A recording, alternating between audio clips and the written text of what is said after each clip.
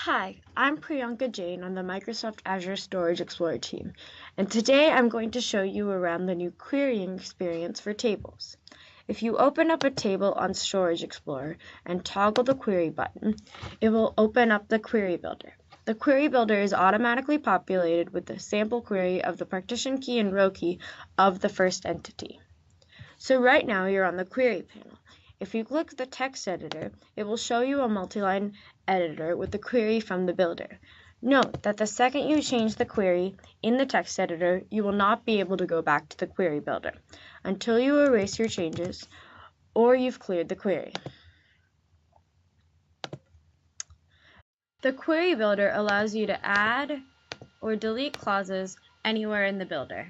Let's say you want to query on timestamp. You would click on the field and change it to timestamp. The value then shows a drop-down where you can choose from common timestamp queries or a custom query. If you click on custom, a dialog pops up that allows you to either query from a certain amount of minutes, hours, seconds, or days, or from a custom range of time. Once you've selected your option, you can still edit the time from the query builder. If you have a field that has the type of date time, you can still access the dialog and drop-down from the query panel. Now let's take a look at advanced options. In the advanced options, you can refine a query using top or select. For top, you can specify the number of results you want the query to return between 0 and 1000. If you choose select, you are shown a dialog that allows you to choose which columns you want to include in the query. After you exit the dialog, the panel will tell you how many columns you've selected. Let's go back to the toolbar. You can now save and open queries. For example, if you want to save this query, you can click the Save As button to name and save the query locally on your computer.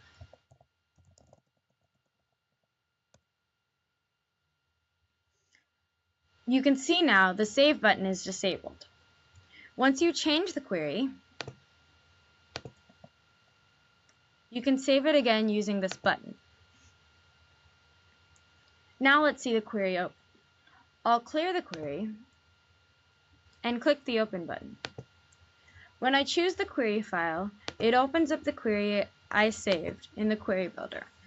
One thing to note is that if you save a query in the text editor, it will open up again in the text editor. But if you save the query in the builder, it will open up again in the builder. Lastly, let's show how stop works. If you have a really big table, like this one, which has 1 million entities, and are querying something that takes a very long time, for example, a query without a row key or a partition key, you can click the stop after you execute. When you run the query, you can decide to stop it if the query is taking too long, or you decide you don't want to query anymore and you want to see some of the results. After you click stop, the table will reload with all the entities that the query fetched before you click stop. So that's the new query experience. We hope you enjoy it, and thanks for watching.